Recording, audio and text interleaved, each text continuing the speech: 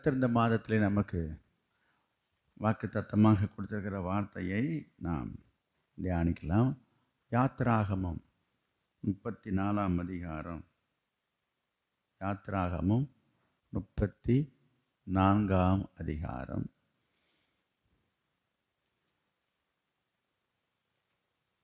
எல்லாரும் எடுத்துக்கொண்டீங்களா? அதில் 10வது வசனம். அதற்கு அவர், இதோ நான் ஒரு உடன்படிக்கையை பண்ணுகிறேன். பூமி எங்கும் எந்த ஜாதிகளிடத்திலும் செய்யப்படாத அதிசயங்களை உன் ஜனங்கள் எல்லாருக்கும் முன்பாகவும் செய்வேன். உன்னோடே கூட இருக்கிற ஜனங்கள் எல்லாரும் கர்த்தருடைய செய்கையை காண்பார்கள். உன்னோடே கூட இருந்து நான் செய்யும் காரியம் பயங்கரமாயிருக்கும்.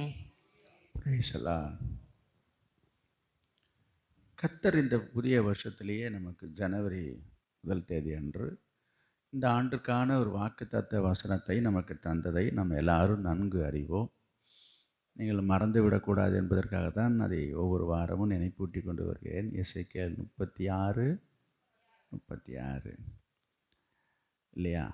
கர்த்தர் இப்படி ஒரு வார்த்தையை தந்த பிற்பாடு இதற்கு இணையாகவோ அல்லது வேறு ஏதாகிலும் அவர் சொல்ல வேண்டுமா என்று சிலர் நினைக்கலாம். நான் சொல்கிறேன், வேறு ஒன்றும் அல்ல, புதிதாக அல்ல, அதனுடைய தொடர்பாக என்று கூட சொல்லலாம்.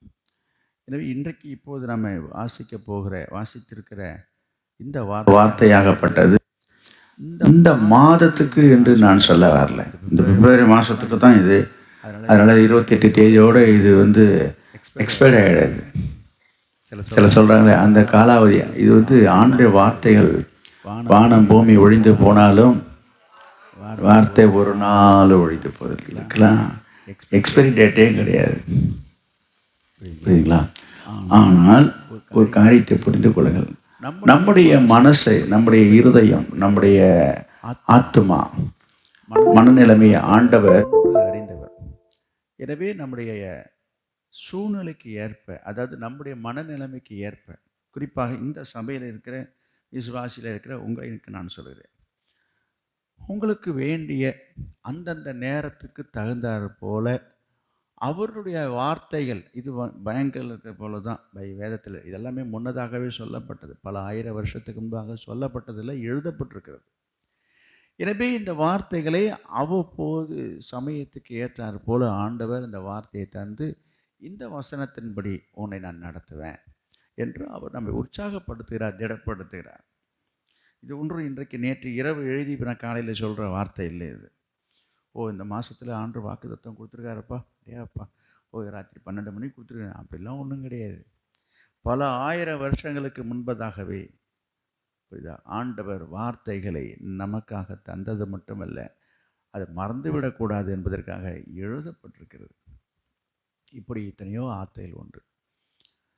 எனவே அந்தந்த மாதத்திலையும் அந்தந்த நேரத்திலையும் ஆண்டவர் என்ன செய்கிறார், நமக்கு அவருடைய வார்த்தையே நமக்கு வேண்டிய வார்த்தையாக அவர் தருகிறார். எனவே இன்றைக்கு ஆண்டவர் நமக்கு தந்திருக்கிற வார்த்தையை நான் வாசிக்க நீங்கள் கேட்டீர்கள். பாருங்கள், நல்ல அருமையான ஒரு வார்த்தை. பூமி எங்கும் எந்த ஜாதிகளிடத்திலும் செய்யப்படாத அதிசயங்களை உன் ஜனங்கள் எல்லாருக்கும் முன்பாகவும் நான் செய்வேன். உன்னோட கூட இருக்கிற ஜனங்கள் எல்லாரும் கர்த்தருடைய செய்கையை காண்பார்கள். உன்னோட கூட இருந்து நான் செய்யும் காரியம் பயங்கரமாக இருக்கின்றார். இந்த வசனம் முழுமையே நன்றாக இருக்கிறது. நான் அதிலிருந்து எடுத்துக்கொண்ட வார்த்தை என்னவென்றால், நான் செய்யும், உன்னோட கூட இருந்து நான் செய்யும் காரியம் பயங்கரமாக இருக்கு. கர்த்தர் இந்த மாதத்தில், இந்த வருஷ தொடக்கத்திலே, இந்த 2வது மாதத்திலையும் கர்த்தர் உங்களுக்கு பார்த்து சொல்கிற வார்த்தை என்னென்னா, உன்னோட கூட இருந்து நான் செய்ய போகிற காரியங்கள், செய்யும் காரியம் பயங்கரமாக இருக்கும் என்று சொல்கிறார். இதை சொல்லும்போது ரொம்ப பயங்கரமாக இருக்குதா? என்னடா இது பயங்கரமாக இருக்குன்றார? இந்த வார்த்தையை சில நேரங்களிலே நீங்கள் அநேக சமயங்களிலே பயன்படுத்துகிற வார்த்தை தான். ஒரு கூட்டத்தை பார்க்கும் பொழுது, சில நிகழ்ச்சிகள், சில நிகழ்வுகள் அங்கே நடக்கும் பொழுது, பயங்கர கூட்டம் அப்படின்வாங்க. நான் என்ன காட்டு மிராண்டி கூட்டமா? நான் சொல்கிறது புரியுதுல உங்களுக்கு? இப்போ இன்னும் 2 நாட்கள் ஒரு பெரிய கூட்டம் வரும் வடலூரில். யாராவது போயிட்டு வந்து சொல்லுங்க, எப்படி பாரு பயங்கர கூட்டம். நான் என்ன சொல்கிறேன், காட்டுவாசிகளும் ஆதிவாசிகளும் அங்கே வந்திருக்கிறாங்க. நான் எதுக்கு சொல்கிறேன், அந்த வார்த்தையை நம்ம அங்கே பயன்படுத்துகிறோம். அதுபோல் ஒவ்வொரு சில நேரங்களிலே சிலர் செய்கிற செயல்களை பார்த்து பயங்கரமாக இருந்துச்சு அப்படின்றாங்க. ஏதாவது ஒரு ஆக்டிவிட்டீஸ், ஒரு வேடிக்கை வித்தைகளோ அல்லது எதையாவது ஒரு காரியங்களை பார்த்து விட்டு வந்து என்ன சொல்கிறாங்க, பயங்கரமாக இருந்துச்சுங்க அப்படின்றாங்க.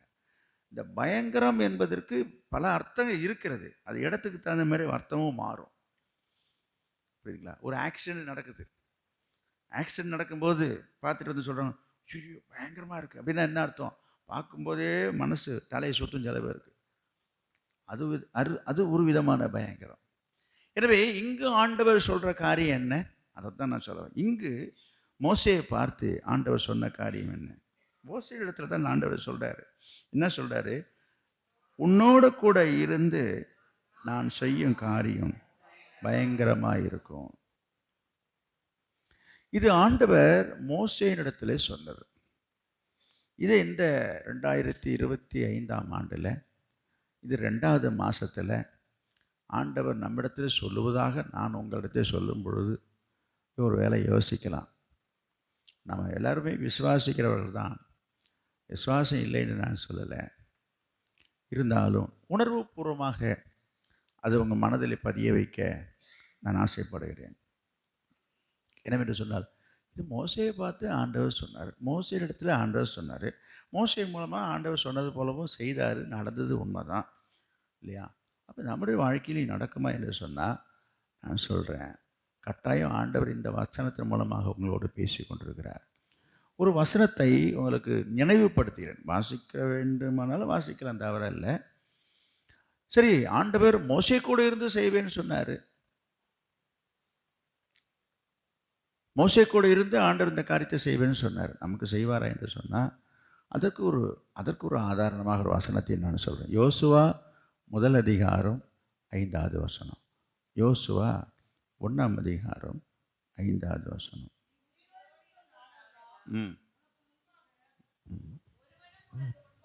எதிர்த்து நிற்பதில்லை. நான் மோசையோடு இருந்தது போல உன்னோடும் இருப்பேன். நான் உன்னை விட்டு விலகுவதும் இல்லை, உன்னை கைவிடுவதும் இல்லை. இல்லை, அந்த வார்த்தையை தான் சொல்ல வந்தேன். யோசுவாவை பார்த்து ஆண்டவர் சொல்கிறார். என்ன சொல்கிறாரு? இங்கே பாருப்பா தம்பி, நான் மோசையோடு இருந்ததுனால அவர் முடிஞ்சு போயிட்டார், காலம் ஆகி போயிட்டார், அதுக்கப்புறம் நான் இருக்கலன்னு நினைக்காத.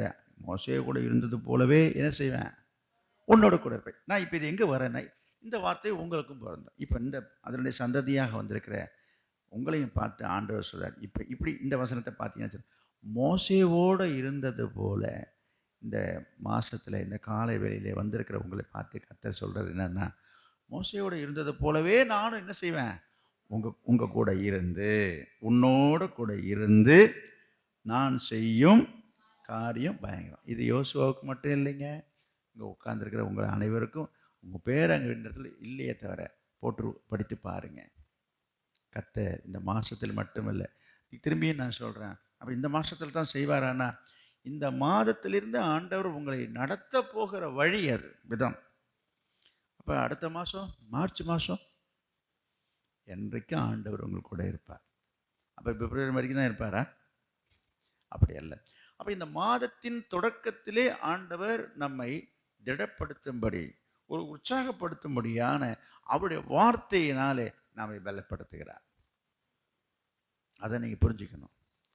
சரி, எனவே ஆண்டவர் மோசேயோட கூட இருந்து அப்படி என்ன ஒரு பெரிய பயங்கரமான காரியங்களை செய்ததாக செய்ய போகிறதாக ஆண்டவர் அங்கே சொன்னதாக நாம் இங்கே வாசிக்கிறோம். என்ன காரியம் செய்வதாக, எப்படிப்பட்ட காரியம் செய்வதாகவும் அங்கு சொல்லப்பட்டிருக்கிறது பாருங்க. பூமி எங்கும் எந்த ஜாதிகளிடத்திலும் செய்யப்படாத, அப்படின்னா என்ன, இதுவரைக்கும் எங்கேயும் பார்க்காத, காணாத, யாரும் செய்யாத ஒரு அதிசயமான காரியத்தை யாரே ஏதோ சத்தம் போடுறாங்க, கவனிங்க. ஜனங்கள் எல்லாருக்கும் முன்பாகவும் செய்வேன். இது ஒரு முக்கியம். இதை மறைமுகமாகவோ ரகசியமாகவோ ஆண்டவர் செய்வேன்னு சொல்ல, எல்லாரு கண்ணும் பார்க்க நான் உன் கூட இருந்து செய்வேன்றார். இது ஒரு சந்தோஷமான கர்த்தர் உங்கள் வாழ்க்கையில் நான் சொல்கிறேன். உங்களுடைய இனம், ஜனம், சொந்தம், பந்தம், உறவு, உற்றார் உறகத்தார் அவங்களுக்கு கண்களுக்கு முன்பாக அவர்களெல்லாம் கண்டு அதிசயப்பட்டு பூரிக்கும்படியான என்னது ஒரு காரியத்தை கர்த்தர், பயங்கரமான காரியத்தை செய்வாராம். சாதாரண காரியம் இல்லை இது. உன்னோடு கூட இருக்கிற ஜனங்கள் எல்லாரும் கர்த்தருடைய செய்கையை காண்பார்கள். அப்போ உன் கூட இருப்பவர்கள்லாம் ஆண்டவர் உங்கள் வாழ்க்கையிலே செய்ய போகிறதை பார்ப்பார்கள். என்ன செய்ய போகிறாரு? என்ன செய்ய போகிறாரு? பயங்கரமான காரியம் செய்ய போகிறாரு. அடையாப்பா, இதை கேட்கும்போதே உள்ளத்தில் சந்தோஷமாக இருக்குது, மகிழ்ச்சியாக இருக்குது. இப்போ அடுத்தது ஒரு ஆவல், ஒரு ஆர்வம், ஒரு எதிர்பார்ப்பு நமக்கு என்னென்னா, என்ன செய்வார் என்ன செய்வாருன்னு. அது செய்யும்போது தான் தெரியும். ஆனால் செய்வார். நீங்கள் நம்பணும், அதை விசுவாசிக்கணும், அதை எதிர்பார்த்துருக்கணும், காத்திருக்கணும். அதற்கு நீங்கள் ஆயத்தமாக இருந்தீங்கன்னா கர்த்தர் செய்வார். எனவே கர்த்தர் உங்கள் வாழ்க்கையிலே இந்த காரியத்தை செய்ய வேண்டும் என்று சொன்னார். மோசேயோடு இருந்தது போல உங்களோடு கூட கர்த்தர் முதல்ல இருக்கணும். சரி, முதல்ல மோசேயனுடைய வாழ்க்கையிலே கர்த்தர் அப்படின்னா பெரிய பயங்கரமான காரியங்கள் செய்தார். நிறைய செய்திருக்கிறாரு. நான் எல்லாவற்றையும் சொல்கிறதுக்கு இப்போ நேரம் இல்லை, நேரமும் சொல்லவும் முடியாது. ஒரு சுருக்கமாக ஒரு 2-3 காரியங்களை மட்டும் நான் சொல்லி நான் முடிக்க ஆசைப்படுகிறேன். ஒரு காரியத்தை பார்ப்போம். மோசையை கொண்டு மோசே சொன்னார்ல, நான் உன்னோட கூட இருந்து ஒரு பயங்கரமான காரியத்தை செய்வேன், எல்லாரும் பார்ப்பாங்கன்னு சொன்னாங்களே, அது என்ன என்று பார்க்கலாமா? என்னாகமும் 11ஆம் அதிகாரம், என்னாகமும் 11ஆம் அதிகாரம்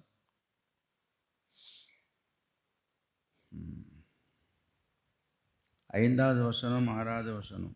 நான் எகிப்திலே கிரயமில்லாமல் சாப்பிட்ட மச்சங்களையும் வெள்ளரிக்காய்களையும் கொமட்டிக்காய்களையும் கீரைகளையும் வெங்காயங்களையும் வெள்ளை பூண்டுகளையும் நினைக்கிறோம். இப்பொழுது நம்முடைய உள்ளம் வாடி போகிறது. இந்த மன்னாவை தவிர நம்முடைய கண்களுக்கு முன்பாக வேறொன்றும் இல்லையே என்று சொன்னார்கள். பாருங்க, இதெல்லாம் உங்களுக்கு தெரிந்த ஒரு சம்பவமாக இருந்தாலும் இதை வேறு கோணத்தில் நீங்கள் சிந்திக்கணுன்றது தான் நான் கொண்டு வரேன். இஸ்ரவேல் ஜனங்களை ஆண்டவர் மோசே மூலமாக வனாந்தரத்தின் வழியாக வழிநடத்தி வரும்போது அது ஒரு பெரிய ஸ்டோரி இல்லையா, ஒரு பெரிய வரலாறு. அதில் நடந்த ஒரு சம்பவத்திலே நான் பார்க்குறோம். இந்த ஜனங்க என்ன செய்கிறாங்க, ஜனங்க என்ன சொல்கிறாங்க, சாப்பாடுறத விஷயத்தை பற்றி பேசுகிறாங்க. வாடி போகிறாங்க, புலம்புறாங்க. என்ன சொல்லி கேட்குறாங்க, இந்த மன்னாவை தவிர வேறு ஒன்றுமே இல்லையா, இதை தவிர வேறு எதுவும் எங்களுக்கு ஆகாரம் இல்லையே என்று சொல்லி ரொம்ப அழுத்துக்கிறாங்க, ரொம்ப சலிச்சுக்கிறாங்க. அதுக்காக எல்லோரும் ரொம்ப குறப்பட்டுக்கிறாங்க. என்ன இதையே சாப்பிட்டு சாப்பிட்டு சாப்பிட்டு என்று சொல்லி புலம்பிக் கொண்டிருக்கிறார்கள். அங்கு பார்க்குறோம். இங்கே தொடர்ந்து நீங்கள் பார்த்தீங்க என்று சொன்னால் இந்த ஜனங்கள் இறைச்சிக்காக புலம்பி முறையிட்டு கொண்டிருக்கிறார்கள். அதில் 19வது வசனத்தை பாருங்கள். நீங்கள் 1 நாள் 2 நாள் 5 நாள் 10 நாள் 20 நாள் மாத்திரமல்ல. இப்படி இருக்கும்போது இதுக்கு மோசே ஆண்டவர்கிட்ட போய் முறையிடுறாரு. கர்த்தர் சொல்கிறாரு, இங்கே கர்த்தர் சொல்கிறது தான் இது. இப்போ இங்கே இந்த வசனம், இப்போ படிக்கிற வசனம் இருக்கு பாருங்கள். கர்த்தர் சொல்கிறார், நீங்கள் 1 நாள் 2 நாள் 5 நாள் 10 நாள் 20 நாள் மாத்திரமல்ல, 1 மாதம் வரைக்கும் புசிப்பீர்கள். 1 மாதம் வரைக்கும் புசிப்பீர்கள். அது உங்கள் மூக்காலே புறப்பட்டு உங்களுக்கு தெவிட்டி போக மட்டும் புசிப்பீர்கள். உங்களுக்குள்ளே இருக்கிற கர்த்தரை அசட்டை பண்ணி நாங்கள் ஏன் எகிப்திலிருந்து. கவனிங்க, நம்ம கொஞ்சம் விரைவாக போகணும், நம்ம பாயிண்ட்டை மட்டும் பார்ப்போம். இந்த மாதிரி போய் மோசையை சொல்கிறாரு, இந்த மாதிரி இந்த ஜனங்க இப்படிலாம் முறையிட்டுருக்காங்களேன்னு சொல்லும்போது கர்த்தர் சொல்கிற வார்த்தையை தான் அங்கே எழுதியிருக்குது. அது எப்படி சொல்கிறாரு பாருங்க. நம்ம உலக பேச்சு, இந்த பாருப்பா, 1 நாள் இல்லை, 2 நாள் இல்லை, 5 நாள் இல்லை, 10 நாள் இல்லை. இவன் அப்படி எழுதியிருக்கு பாருங்க. 10 நாள் இல்லை, 20 நாள் இல்லை, 1 மாதம் வரைக்கும் நீங்கள் சாப்பிடுங்க போ அப்படின்றாரு. எப்படி சொல்கிறவர் 1 மாதம் சாப்பிடுன்னு சொல்ல வேண்டியதானே? இங்கே பாருப்பா, 1 நாள் இல்லை, 2 நாள் இல்லை, 5 நாள் இல்லை, 10 இல்லை, 20 இல்லை, 1 மாதம் ஃபுல்லாக நீங்கள் என்ன செய்ய போகிறீங்க? இறைச்சியை தான் சாப்பிட போகிறீங்கன்னு சொல்லும் பொழுது மோசே ஆடிட்டார். நீங்கள் பண்ணாங்க 21வது வசனத்தில் பார்த்தீங்கன்னா, அதற்கு மோசே, என்னோடு இருக்கிற காலாட்கள் 6 லட்சம் பேர் 1 மாதம் முழுவதும் புசிக்கும்படி அவர்களுக்கு இறைச்சி கொடுப்பேன் என்று சொன்னீரே. கவனிங்க, இது எப்படி இருக்குண்ணே? ஆண்டவரே, நீங்கள் எதாவது யோசிச்சு பார்த்தா சொல்கிறீங்களா? இங்கே எவ்வளோ பேர் இருக்காங்க? எதாவது கணக்கு தெரிஞ்சு சொல்கிறீங்களா, தெரியாமல் சொல்கிறீங்களா, மறதியாக சொல்லிட்டீங்களா, ஞாபகம் இல்லாமல் சொல்லிட்டீங்களா, இல்லை ஒரு எமோஷனலாக சொல்லிட்டீங்களா? ஒரு நாளைக்கு கொடுக்கறதுக்கு பெரிய பாடுபட்டு நான் உட்காந்துருக்கிறேன். இருக்குதுன்னா 5 பேர் 10 பேரா? எவ்வளோ பேர்? 6 லட்சத்து பேருக்கு 1 மாதத்துக்கு நீங்கள் சாப்பாடு கொடுப்போம்னா, ஐயோ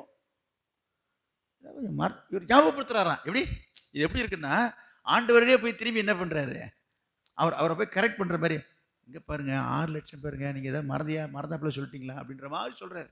சொன்னீரே 6 லட்சம் பேர் 1 மாதத்துக்கு கொடுக்கணும், என்ன விஷயம் யோசித்து பாருங்க. அவர் மோசேனுடைய கணக்கு என்ன?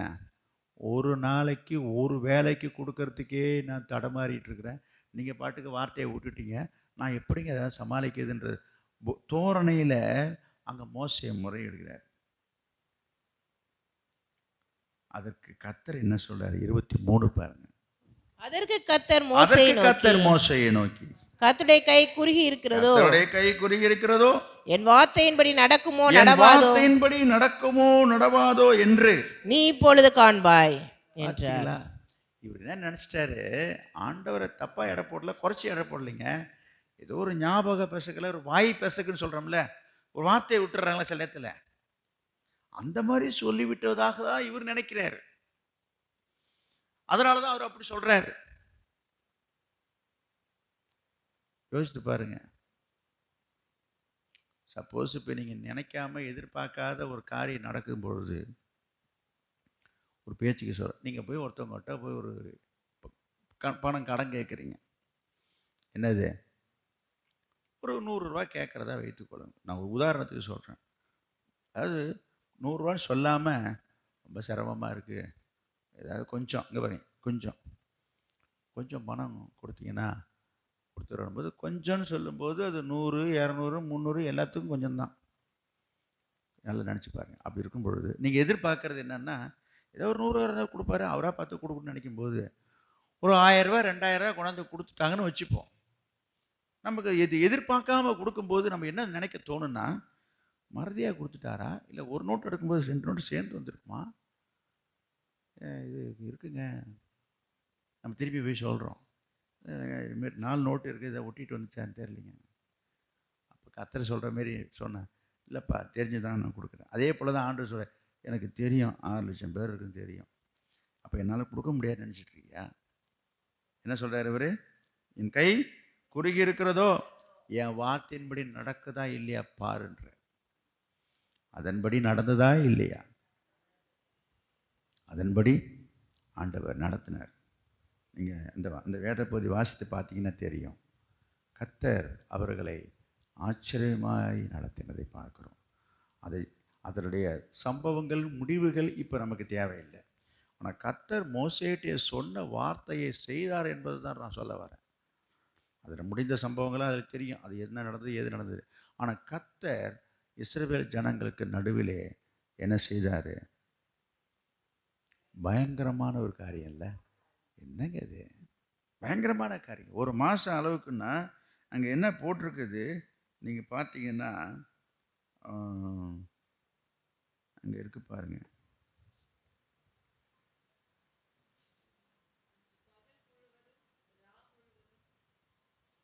31 இருக்கு பாருங்க.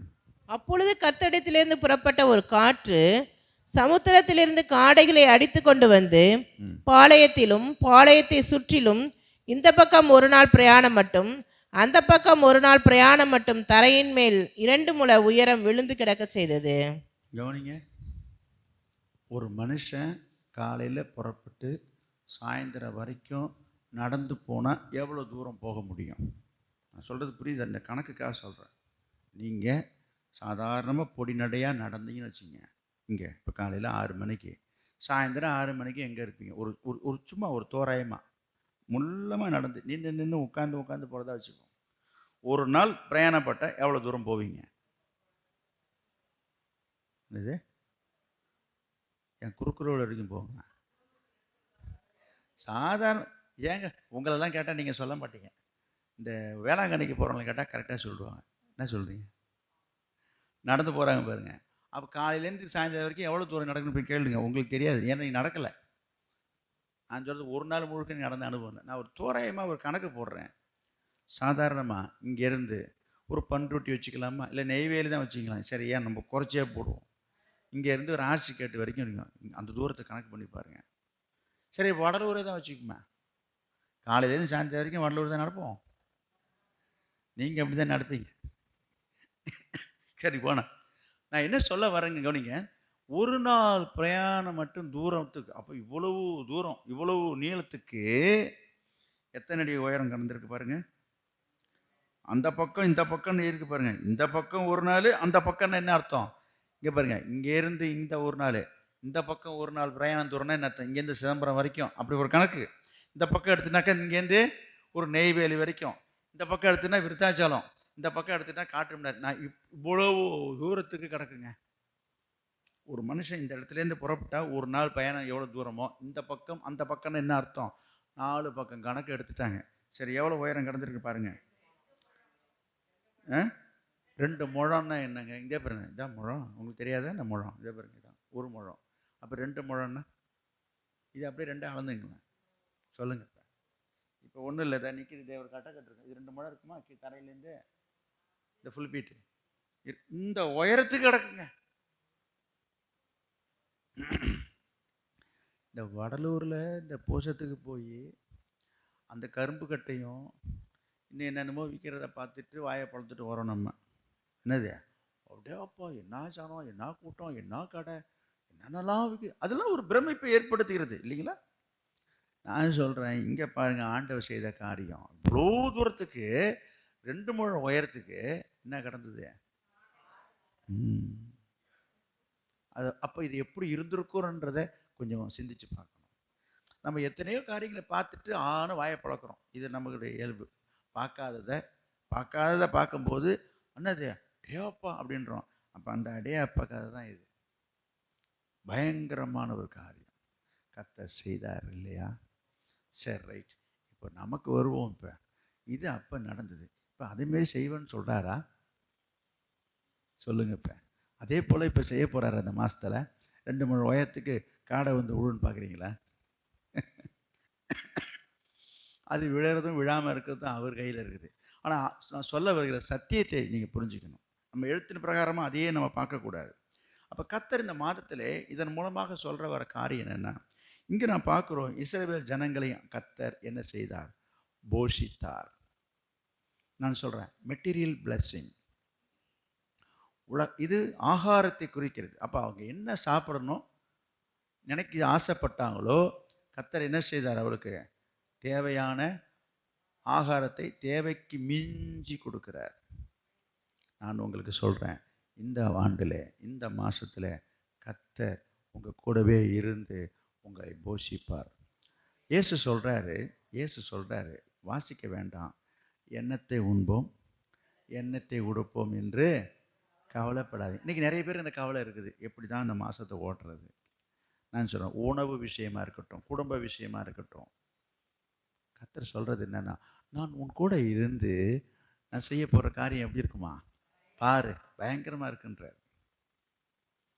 எனவே நான் சொல்ல வருகிறேன், திரும்பவும் சொல்கிறேன், உங்கள் குடும்ப விஷயங்களில் உங்கள் குடும்பத்திற்கு தேவையான ஆகாரம், இந்த ஆகாரத்தை பற்றி சொல்லும்போது இது மெட்டீரியல் பிளெஸ்ஸிங்கை காட்டுகிறது. அதாவது வெறும் சாப்பாடை மட்டும் நான் சொல்லலை.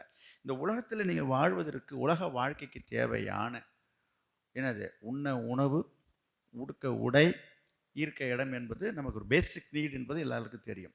அதுபோல் இந்த மெட்டீரியல் பிளஸ்ஸிங், இந்த உலகத்தில் நீங்கள் வாழ்வதற்கு தேவையான வாழ்வாதாரத்தை ஆண்டவர் அதிகமாய் தந்து எல்லாருடைய கண்களும் பார்த்து அதிசயப்பட்டு போகும் அளவுக்கு கர்த்தர் உங்களை நடத்தப் போகிறார். நீங்கள் செய்கிற தொழில், நீங்கள் செய்கிற வியாபாரம், நீங்கள் செய்கிற விவசாயம், நீங்கள் செய்கிற வேலை, அதன் மூலமாக கிடைக்கிற வருமானங்கள், சொல்லிக்கிட்டே போகலாம். பேதுரு மீன் பிடிக்கிறதுக்கு ரொம்ப பிரயாசப்பட்டான். பிறந்ததுலேருந்து மீன் பிடிக்கிறத தேர்னால அவன் வலையை போட்டு போட்டு பார்க்குறான், வெறும் வலை தான் வருது. இயேசு சொல்கிறாரு, படகுக்கு அப்புறமா இந்த வலையை போடுன்றாரு. வலையை போட்டு இழுத்தா இழுக்க முடியல. வாசிக்க வேண்டாம், உங்களுக்கு தெரியும் இந்த சம்பவம். பேதர் என்ன செய்கிறாரு, திணறாரு, வலையை இழுக்க முடியல. எல்லாரையும் பக்கத்தில் எல்லாரும் கூப்பிட்டு இழுத்தா படகு நிரம்பி வழியத்தக்க அளவுக்கு அவ்வளோ மீன். இதை கண்டு பேதர் என்ன செய்தான், அதாவது பயங்கரமான காரியத்தை என்ன சொல்லவார், அவனுக்கு ஆச்சரியம். அவன் வாழ்க்கையில வாழ்நாளில் இது போல ஒரு மீன் பிடிச்சி பார்த்ததே இல்லை. மீன் பிடிப்பான், மீன் கிடைக்கும், இதை 10 கிலோ 20 கிலோ 50 கிலோன்னு வலையை கிழிஞ்சு போகிற அளவுக்கு இருக்குது, இழுக்க முடியல. இவ்வளோ மீன், அதுவும் நேத்திலேருந்து நான் ட்ரை பண்ணிட்டு இருக்கிறேன், எனக்கு கிடைக்கல, இவர் சொன்ன உடனே கிடைக்கும். இப்படி பல விதமாக யோசிக்கிறான். நான் எங்கே வருகிறேன்? இதே போல உங்கள் வாழ்க்கையிலையும், உங்கள் குடும்பத்திலையும், உங்கள் தொழில், உங்களுடைய வியாபாரம், நீங்கள் செய்கிற வேலை அல்லது உத்தியோகம் எதுவாக இருந்தாலும் செய்ய கர்த்தர் சொல்லுகிறார். என்ன சொல்கிறாரு கர்த்தர், நான் உன்னோடு கூட இருந்து நான் செய்யும் காரியம் பயங்கரமாக இருக்கு. இந்த காலையிலே கர்த்தர் உங்களை பார்த்து சொல்கிற வார்த்தை, உங்கள் குடும்பத்திலேயும் உங்கள் வேலையிலையும் கர்த்தர் பெரிய காரியம் செய்ய போகிறார். அது எப்படிப்பட்ட காரியமாக இருக்கும்? பயங்கரமாக இருக்கும். எவ்வளோ சந்தோஷமாக இருக்கு இல்லையா? இரண்டாவதாக ஒரு காரியத்தை பார்ப்போம். கர்த்தர் அநேக காரியத்தை மோசையை கொண்டு செய்தார் இல்லையா? அதில் 2-3 காரியத்தை தான் நான் சொல்லிட்டு வரேன். என்னாகமும் 20ஆம் அதிகாரம் 2வது வசனம். என்னாகமும் 20ஆம் அதிகாரம் 2. ஜனங்களுக்கு தண்ணீர் இல்லாதிருந்தது. அப்பொழுது அவர்கள் மோசேக்கும் ஆரோனுக்கும் விரோதமாக கூட்டம் கூடினார்கள். 2-3. ஜனங்கள் மோசேயோட வாக்குவாதம் பண்ணி, எங்கள் சகோதரர் கர்த்தருடைய சந்நிதியில் மாண்டபோது நாங்களும் மாண்டு போயிருந்தால் நலமாயிருக்கும். கவனிங்க, முதல்ல ஒரு காரியத்தை பார்த்தோம். அந்த ஜனங்க முறையிட்டாங்க. எதுக்கு? சாப்பிட்றதுக்கு. அதாங்க சாப்பாட்டு விஷயத்தை பற்றி சொன்னேன்.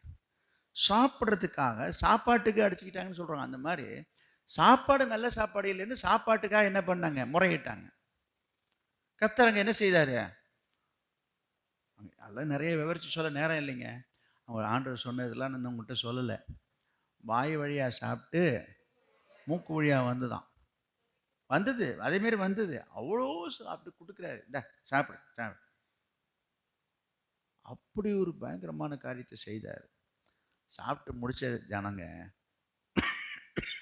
பாருங்க, இந்த ஜனங்க எப்படிப்பட்ட ஜனங்களாக இருந்திருக்காங்க. இப்போ அடுத்தது ஒரு காரியத்துக்கு இப்போ போராடிட்டு கிடக்குது. எதுக்கு? எங்களுக்கு தண்ணி இல்லையே, எங்களுக்கு குடிக்க தண்ணி இல்லையே. இதுக்கு ஒரு புலம்பல் பாடிட்டு இருக்குது. புலம்பல் பாடுறதோடு இல்லாங்க, சும்மா இருந்துட்டா போதாதுங்க. என்ன செய்யறாங்க பாருங்க, நாங்களும் எங்கள் மிருகங்களும் இங்கே சாகும்படி எங்களை சாகடிக்கத்தாயா நீங்கள் கர்த்தரின் சபை இந்த வனாந்திரத்திலே கொண்டு வந்தது என்ன? எதுக்கையா கொண்டு வந்து? ஏங்க இப்பதாங்க சாப்பிட்டது. எங்க இப்பதானே படித்தோம் 11ஆம் அதிகாரத்தில். என்ன படித்தோம்? வயிறு முட்டை, மூக்கு முட்டை, தொண்டை முட்டை சாப்பிட்டுவிட்டு எதுக்கு கொண்டு வந்தாங்கன்னு பேசுது. நன்றி இல்லாத ஜனங்க. என்னது, எங்களை சாகடிக்க கொண்டு வந்திருக்கிறேன். எதுக்குன்னா தண்ணி இல்லையா. சாப்பிட்டதெல்லாம் உண்மைதாங்க, தவிச்ச வாய்க்கு தண்ணி இல்லை எங்களுக்கு என்று சொல்கிறாங்க. நியாயமான விஷயந்தான், இல்லைன்னு சொல்ல. இப்படி அவர்கள் தவிக்கும் பொழுது, போராடும் பொழுது, முறுமுறுக்கும் பொழுது மோசே என்ன செய்தார்? கர்த்தர்ட்ட போய் முறையிடுறாரு. அங்கே ஆண்டவர் என்ன செய்தார் பாருங்க, 10வது வசனம். மோசேயும் ஆரோனும் சபையாரை கன்மலைக்கு முன்பாக கூடி வர செய்தார்கள். அப்பொழுது மோசே அவர்களை நோக்கி, கலகக்காரரே கேளுங்கள், உங்களுக்கு இந்த கன்மலையிலிருந்து நாங்கள் தண்ணீர் புறப்பட பண்ணுவோமோ என்று சொல்லி தன் கையை ஓங்கி கன்மலையை தன் கோலினால் 2 தரம் அடித்தான். உடனே தண்ணீர் ஏராளமாய் புறப்பட்டது.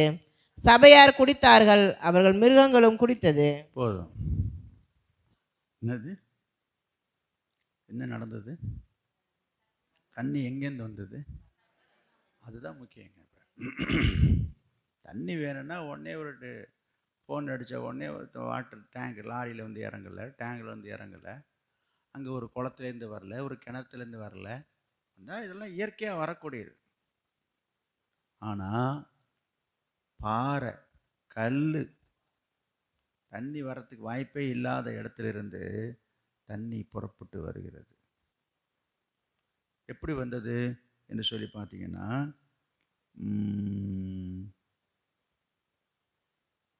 8வது வசனத்தில் இருக்கு பாருங்க. அவர்கள் கண்களுக்கு முன்பே பாருங்க, நீ கோலை எடுத்துக்கொண்டு நீயும் உன் சகோதரனாகிய ஆரோனும் சபையாரை கூடி வர செய்து அவங்க கண்ணுக்கு முன்னால அந்த மலையை பார்த்து, கவனிங்க, மலையை பார்த்து, முக்கியமான வார்த்தை, மலையை பார்த்து பேசுங்கள், அப்பொழுது அது தன்னிடத்தில் உள்ள தண்ணீரை கொடுக்கும். நீ அவர்களுக்கு கண்மலையிலிருந்து தண்ணீர் புறப்பட பண்ணி சபையாருக்கும் அவர்கள் மிருகங்களுக்கும் குடிக்க கொடுப்பான்னு ஆண்டவர் சொல்றார். என்ன சொல்றாரு? மலையை பார்த்து நீ பேசினாலே போதும். அங்கே ஒரு தவறு நடந்து போச்சு, அது வேற விஷயம். பேச சொன்னதுக்கு போய் அடிச்சுட்டான். இப்போ அதெல்லாம் இப்போ நம்ம விவாதிக்கிறதுக்கு நேரம் இல்லை. இப்போ இந்த நேரத்துக்கு இது பொருந்தாது. என்ன பேசினா என்ன, எதோட என்ன பேசினா தண்ணி வரும்னு சொன்னார்? மலையை பார்த்து பேசியா?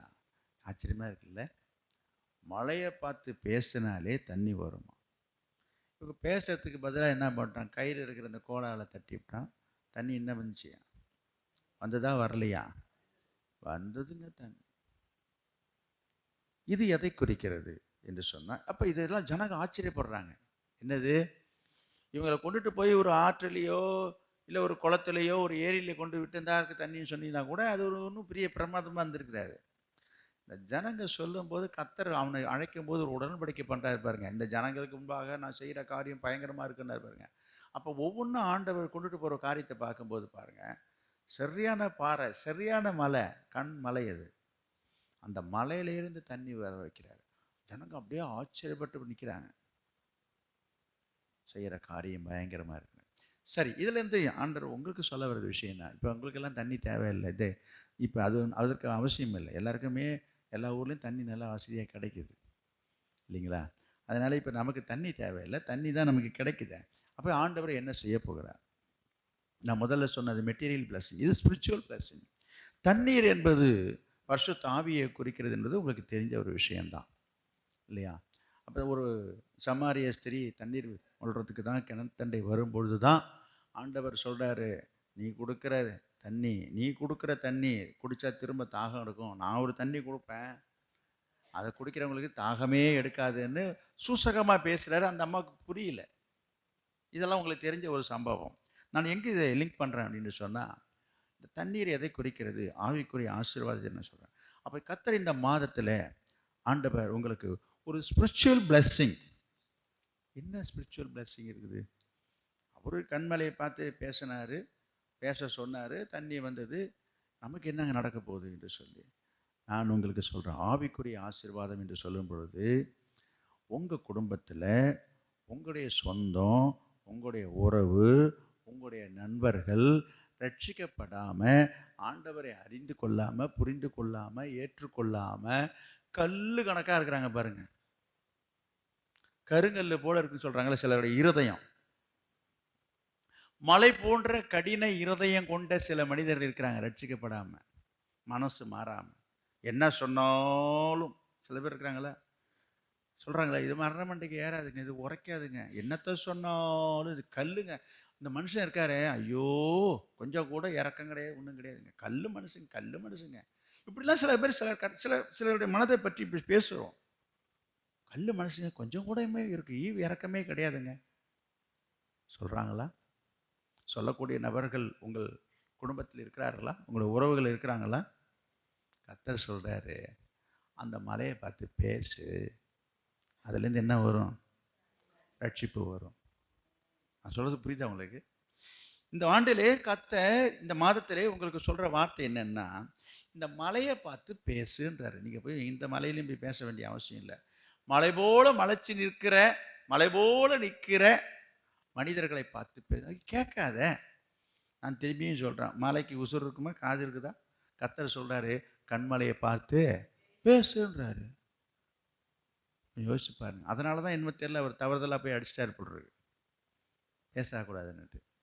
சரி, இப்போ அதை விவாதிச்சா இப்போ உங்களுக்கு அது பொருந்தாது. ஆனால் ஒரு காரியம் நடந்தது, நான் உங்களுக்கு சொல்கிறேன். கர்த்தர் இந்த காலை வேளையில் உங்களை பார்த்து சொல்கிறார், நீங்கள் அவங்கள பற்றி இவங்கெல்லாம் சொன்னால் கேட்க மாட்டாங்க, இவங்க சொன்னால் அவங்களாம் நம்ப மாட்டாங்க, இவங்களாம் ஏற்றுக்க மாட்டாங்க, ஐயோ அவங்களுக்கெல்லாம் பிடிக்காதுங்க. சொல்லாதீங்க. பிடிக்குதோ பிடிக்கலையோ, ஏன்னா மலையை பார்த்து பேசின ஆண்டவர் உங்களை சுற்றி நிற்கிற மலையை பார்த்து பேச சொல்கிறார்.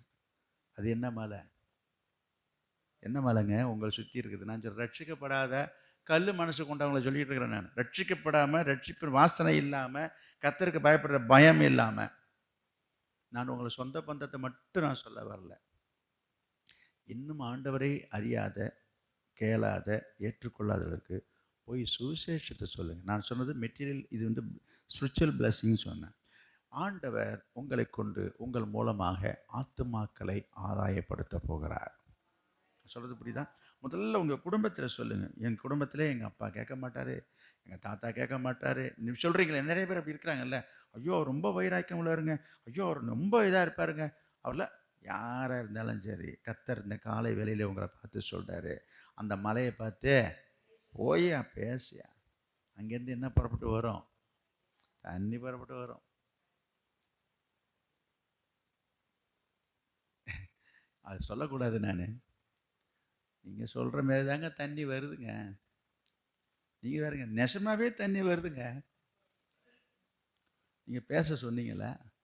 ஐயோ அது ஏன் கேட்குறீங்க? பேசுனது என்ன வருது? பாட்டிலாக வருதுங்க தண்ணி பாட்டில். நான் சொல்கிறது பிஸ்லரி பாட்டில் இல்லை.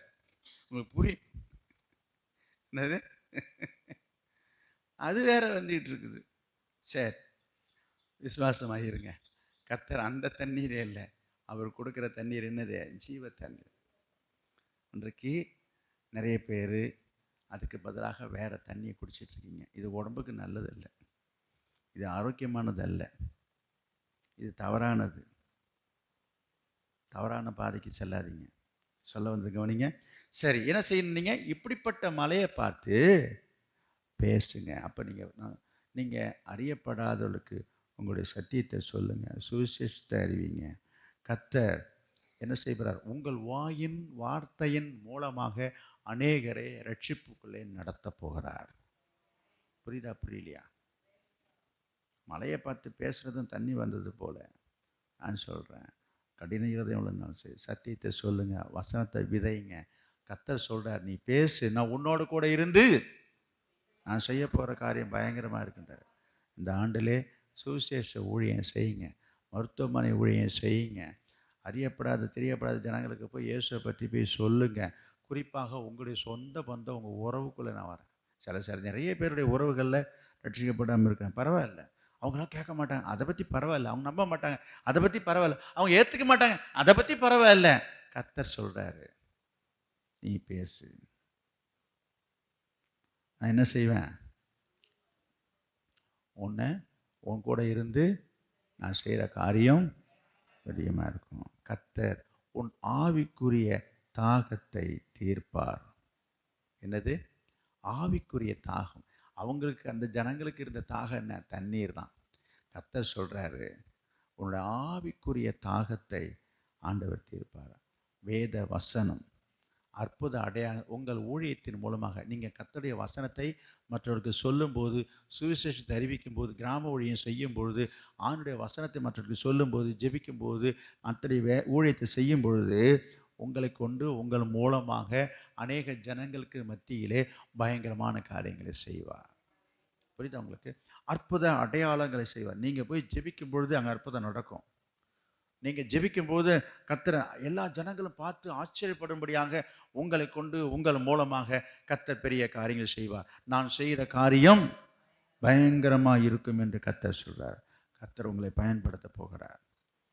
கிராமங்களுக்கு சென்று ஊழியம் செய்யுங்க, சுவிசேஷத்தை சொல்லுங்க, மருத்துவமனைக்கு சென்று கர்த்தருடைய வார்த்தையை வசனத்தை போய் சொல்லுங்க. உங்கள் மூலமாக அநேக வியாதியஸ்தர்கள் சுகமாவார்கள். ஆஸ்பத்திரியில் போய் நீங்கள் வியாதியஸ்தர்கள் போய் ஜெபம் பண்ணி பாருங்க. இது போன்ற காரியங்களை நீங்கள் செய்யும் பொழுது கர்த்தர் சொல்றாரு, உன்னோட கூட இருந்து நான் செய்ய போகிற காரியம் பயங்கரமாக இருக்கும். இதை கண்டு சூழ்ந்திருக்கிற ஜனங்கள் எல்லாரும் கண்டு என்ன ஆச்சரியப்பட்டு அதிசயப்பட்டு பூரிக்க போகிறார்கள்.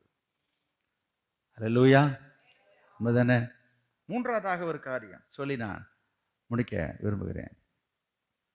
என்னவென்றால் பார்க்கலாம், என்னாகமும் 12ஆம் அதிகாரம் 1-2. எத்தியோப்பியா தேசத்து ஸ்திரீயை மோசே விவாகம் பண்ணியிருந்தபடியினால் மிரியாமும் ஆரோனும் அவன் விவாகம் பண்ணின எத்தியோப்பியா தேசத்து ஸ்திரீ நிமித்தம் அவனுக்கு விரோதமாய் பேசி, கர்த்தர் மோசையை கொண்டு மாத்திரம் பேசினாரோ, எங்களை கொண்டும் அவர் பேசினதில்லையோ என்றார்கள். கர்த்தர் அதை கேட்டார். சரி, கவனிங்க, நேரம் ஆயிடுச்சு, கவனிங்க. மோசேவை குறித்து அவருடைய வீட்டார் தான் பேசுகிறாங்க. அவர் சகோதரியும் ஆரோன் தான் எழுதியிருக்குது. மோசேயை குறித்து கர்த்தர் சொல்கிறாரு, நான் உன் கூட இருந்து என்ன செய்வேன், பெரிசா இருக்குன்னு சொல்கிறாரு. அப்போ கர்த்தர் மோசேயோடு இருந்ததுனால மோசேயை பற்றி தரக்குறைவாக இழிவாக பேசுகிறாங்க.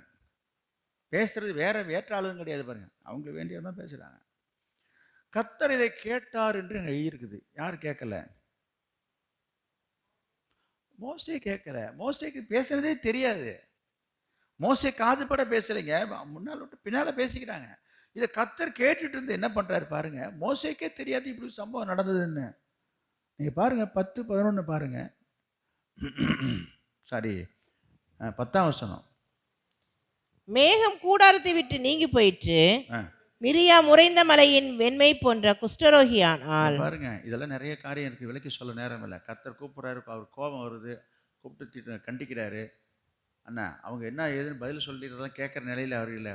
ஆண்டவர் கோபம் வந்து போயிட்டாரு. அவரை பேசுனருடைய காரியம் என்னாச்சு? குஷ்டரோகம் ஆயிடுச்சு. இது பயங்கரமான காரியம் இல்லையா? இதை பார்த்த எல்லாருக்கும் பயம் வந்தாச்சு.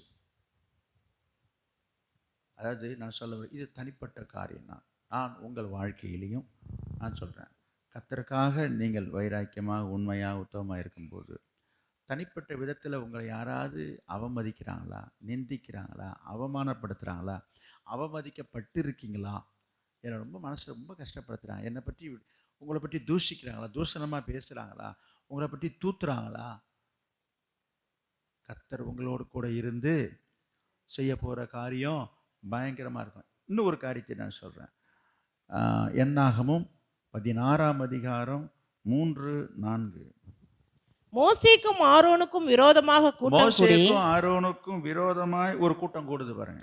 அவர்களை நோக்கி நீங்கள் மிஞ்சி போகிறீர்கள், சபையார் எல்லாரும் பரிசுத்தமானவர்கள், கர்த்தர் அவர்கள் நடுவில் இருக்கிறாரே, இப்படி இருக்க கர்த்தருடைய சபைக்கு மேலாக உங்களை ஏன் உயர்த்துகிறீர்கள் என்றார்கள். மோசே இதை கேட்ட பொழுது முகங்குப்புற விழுந்தான். அவன் மனசு ரொம்ப கஷ்டமாயிடுச்சுங்க. இல்லாத பொல்லாதெல்லாம் பேசும்போது யாராக இருந்தாலும் மனசு வருத்தமாக தான் இருக்கும். இருக்கிறத பேசிட்டா கூட மனசு கொஞ்சம் தாங்கும்.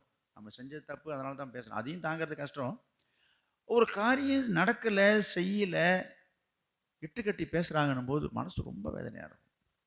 நான் உங்களுக்கு சொல்கிறேன், உங்கள் மனசை யாராவது, உங்கள் சுற்றி உள்ளவங்க, உங்கள் குடும்பத்தார்கள் யாராவது தப்பாக பேசுகிறாங்களா, தப்பாக கணக்கு போடுறாங்களா, தரக்குறைவாக பேசுகிறாங்களா, இழிவாக பேசுகிறாங்களா, மட்டமாக பேசுகிறாங்களா, கேவலமாக உங்களை நடத்துகிறாங்களா, உங்களை பின்னால் அப்படிலாம் பேசி கேட்டு மனசு ரொம்ப வேதனைப்பட்டு போகிறீங்களா? முதல்ல ஒரு சம்பவம் சொன்னேன், அப்படி பேசுனதை கர்த்தரே கேட்டாருன்னு சொன்னேன். இங்கே அதே போல் இந்த ஜன கூட்டம் எழுப்பி என்ன செய்யுது, பேசுது. பேசும் பொழுது மோசே என்ன செய்தான், போய் ஆண்டு சமத்தில் போய் முகங்குப்புற போய் விழுந்தான். விழுந்ததும் என்னாச்சு பாருங்க, அங்கே 30வது வசனத்துக்கு வாங்க. கர்த்தர் ஒரு புதிய காரியத்தை கர்த்தர் அங்க ஒரு புதிய காரியத்தை நேரிட செய்கிறார். செய்வதால் பூமி தன் வாயை திறந்து ம். இவர்கள் உயிரோடே பாதாளத்தில் இறங்கத்தக்கதாக ம். இவர்களையும் இவர்களுக்கு உண்டான யாவையும் விழுங்கி போட்டதே. ஆனால் இந்த மனிதர் கர்த்தரை அவமதித்தார்கள் என்பதை அறிந்து கொள்வீர்கள் என்றான். சரி, அவன் இந்த வார்த்தைகளை எல்லாம் சொல்லி முடித்த உடனே அவர்கள் நின்றிருந்த நிலம் நிலம் பிளந்தது. பிளந்தது. பூமி தன் பூமி வாயை தன் திறந்து திறந்து அவர்களையும் அவர்கள் வீடுகளையும் கோராகுக்குரிய எல்லா மனிதரையும் அவர்களுக்கு உண்டான சகல பொருள்களையும் விழுங்கி போட்டது. பாருங்க, இது என்னங்க இது? உன்னோட கூட இருந்து நான் செய்கிற காரியம் பயங்கரமாக இருக்கும். அப்படியே நிற்கிறாங்க, பேசிகிட்டே இருக்கிறாங்க. என்னாச்சு? பூமி அப்படியே ரெண்டாக தானாக பிளக்குது. சரி, பிளந்தா போகுது, அப்படியே லேட்டரை ஓடி இருக்கலாம்ல. அவங்க அழகாக பூமி பிளக்குது, நின்று கொண்டு இருந்தாங்க. என்ன செய்கிறாங்க? அப்படியே அப்படியே அழகாக உள்ளே இறங்குறாங்க, லிஃப்ட்டில் இறங்குற மாதிரி. திரும்ப பூமி மூடிக்குது. இது நடக்குது. நடந்த உடனே ஜனங்கள்லாம் சிதறி ஓடி என்ன பண்ணுறாங்க? 34 இருக்கு பாருங்க. யாவரும் அவர்கள் கூக்குரலை கேட்டு பூமி நம்மையும் விழுங்கி போடும் என்று சொல்லி ஓடுறாங்க எல்லாரும். கர்த்தர் செய்த காரியம் எப்படி இருந்துச்சு? பயங்கரமாக இருக்குது. நான் உங்களுக்கு சொல்கிறேன், உங்களுக்கு எதிராக, உங்களுக்கு விரோதமாக யாராவது அப்படி பேசுகிறாங்களா, பேசிட்டு இருக்கிறாங்களா, இல்லை பேசுவாங்களா? அப்படி ஒரு வேளை பேசினாலும் கர்த்தர் உங்களை பார்த்து சொல்கிறாரு, நான் உன் கூட இருந்து நான் செய்ய போகிற காரியம் பயங்கரமாக இருக்கும், கம்முனிரு. அடங்குதுங்களா? உங்களுக்கு விரோதமாக யார் எழும்பினாலும் சரி, உங்களுக்கு விரோதமாக யார் பேசினாலும் சரி, அவங்க முடிவு என்ன ஆகும் அது நம்ம கையில் கிடையாது. நம்ம யாரையும் சொல்ல வேண்டாம் வாயால். கர்த்தர் செய்ய போகிற காரியம் பயங்கரமாக இருக்கும். உனக்கு எதிராக எழும்புகிற எந்த ஆயுதமும் வாய்க்காமல் போகும். சங்கீதம் 91 கூட ஒரு வசனம் உண்டு. என்னது? உன் பக்கத்தில் 1000 பேரும் உன் வலது பக்கத்தில் 16,000 பேர் எழுந்தாலும் அது உன்னை அணுகாது. அப்புறம் உன் கண்களால் மாத்திரம் அதை காண்பாய். இன்னும் இருக்கு, சொல்லுங்க. துன்மார்க்கருக்கு வரும் பலனை நீ காண்பாய். இல்லைங்களா? அதனால யார் என்ன வேணாலும் பண்ணட்டும், என்ன வேணாலும் செய்யட்டும், அவங்க முடிவை பாருங்க. கர்த்தர் செய்ய போகிற காரியம் பயங்கரமாக இருக்குது.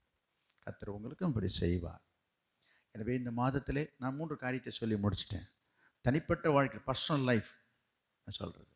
முதல்ல மெட்டீரியல் பிளஸிங், ஸ்பிரிச்சுவல் பிளஸிங், இது பர்சனல் பிளஸிங்.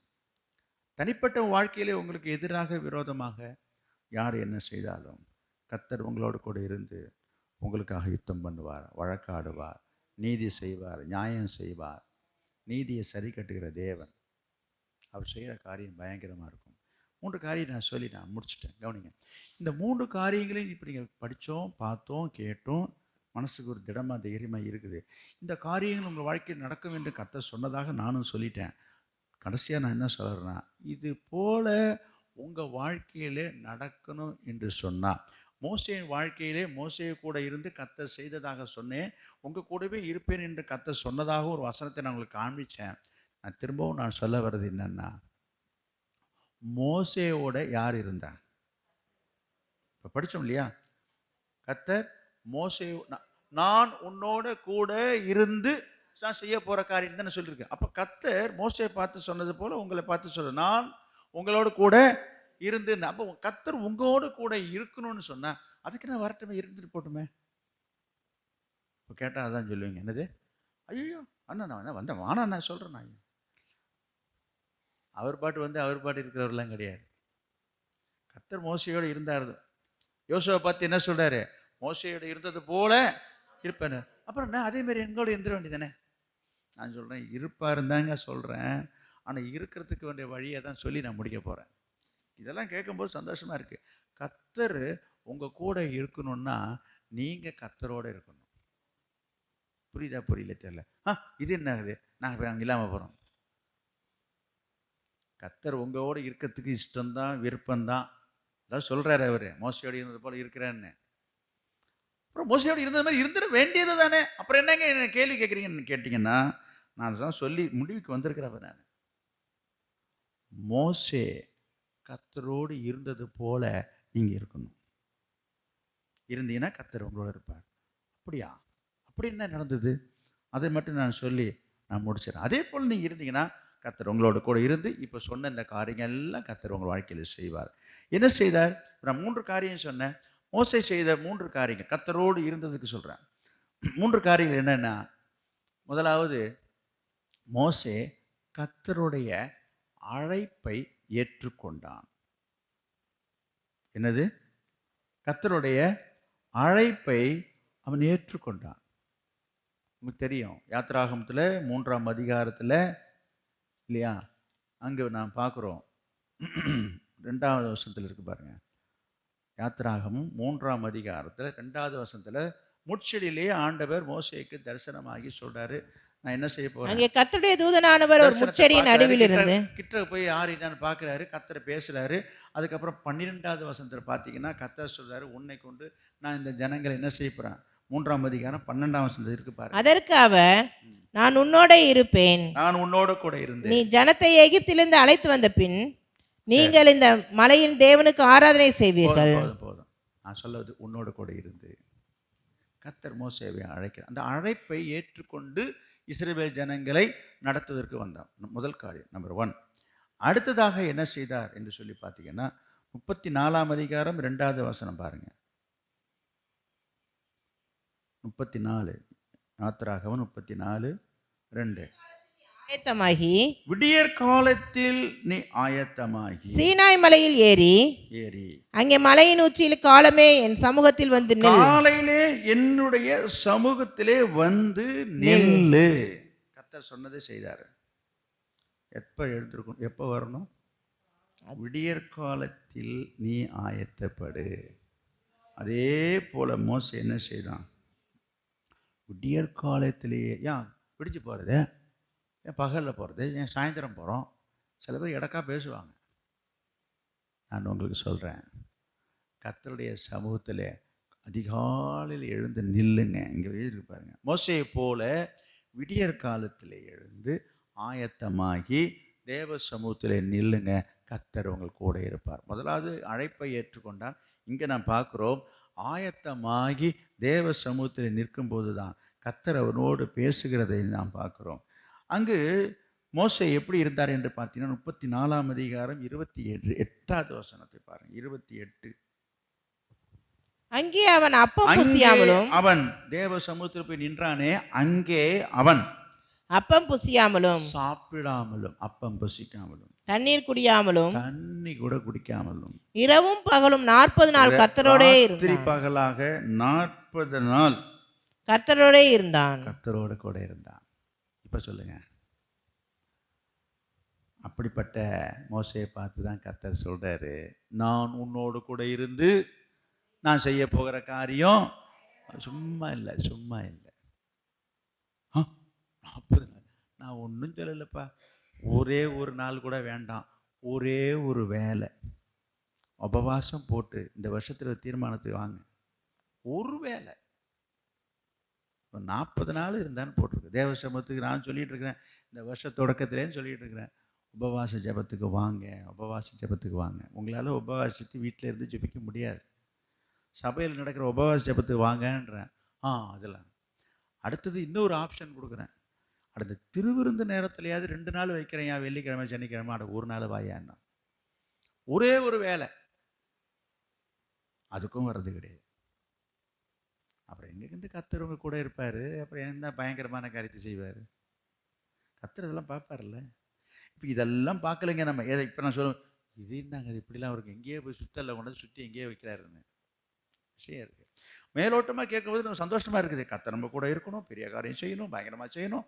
எல்லாம் நடந்தது. மோசேக்கிட்ட சொன்னது மாதிரி நம்ம உங்களுக்கும் நடக்கும் தான் இப்பயும் சொல்கிறேன்.